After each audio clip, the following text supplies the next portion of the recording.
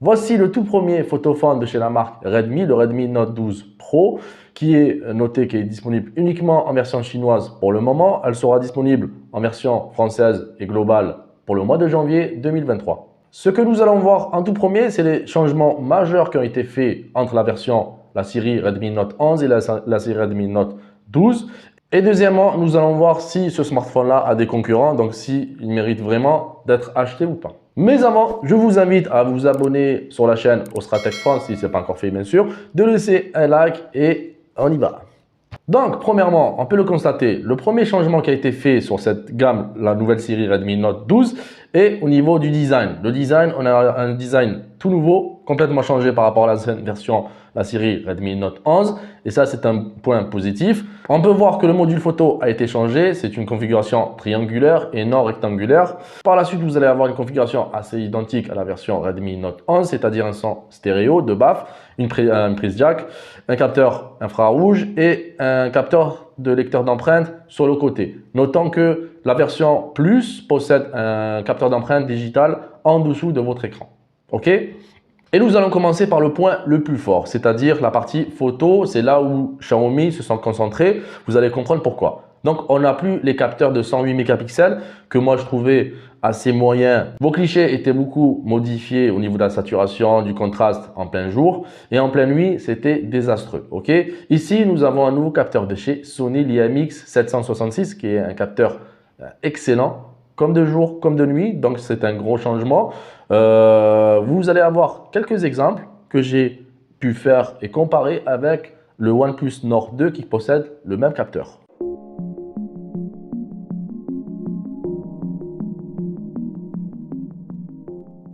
À l'avant, vous avez un capteur assez classique de 16 mégapixels qui fait le job. Deuxième point, vous avez le processeur. Ici, nous avons un processeur de chez MediaTek, le Dimensity 1080 qui développe un score en tout de 450 000 points environ, avec une configuration de 8 Go de RAM et 128 Go de mémoire de stockage. C'est assez moyen par rapport aux autres concurrents. Ce processeur va vous permettre d'effectuer plusieurs tâches en même temps. Donc, ne vous inquiétez pas, votre téléphone va pouvoir suivre. Et au niveau gaming, vous êtes servi, vous allez avoir une bonne fluidité. Vous n'allez pas avoir de problème de bug et vous allez pouvoir faire tourner tous les jeux que vous avez sur le Play Store. Okay? Petit exemple, nous avons ouvert l'application PUBG et nous avons pu tester le jeu. Et moi, j'ai trouvé que vous avez une bonne fluidité au niveau des graphismes aussi, c'est pas mal. Et vous pouvez faire tourner le jeu à 60 FPS maximum. Côté batterie et autonomie, vous avez ici une batterie de 5000 mAh avec une charge de 67 watts. C'est pas mal, c'est bon.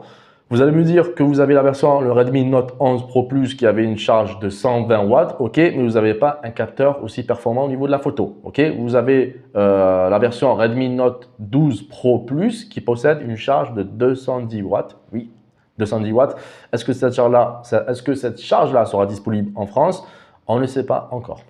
Donc au final, avec 5000 mAh et 67 watts, vous allez avoir une autonomie qui dépasse les 1 jour, voire 2 jours selon votre utilisation. Et au niveau de la recharge, il va falloir compter entre 30 et 40 minutes. Avant de finir cette vidéo-là, il nous reste l'écran. Ici, vous avez un bel écran de chez Xiaomi. Donc, ils savent faire depuis la série Redmi Note 10 Pro, Redmi Note 11 Pro et le tout dernier Redmi. Okay, vous avez un écran de 6,7 pouces en AMOLED avec une bonne densité de 395 ppp, une luminosité assez élevée, 900 nits, avec une vitesse de rafraîchissement de 120 Hz. Cela veut dire que vous allez avoir du plaisir à regarder votre écran, à regarder des vidéos par exemple sur YouTube ou sur Netflix.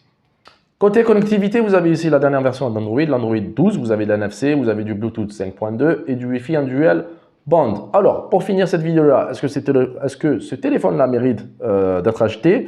J'ai envie de vous dire oui. Donc, ce prix-là, normalement, le prix de lancement sera de 299 €. C'est le même prix que le Redmi Note 11 Pro.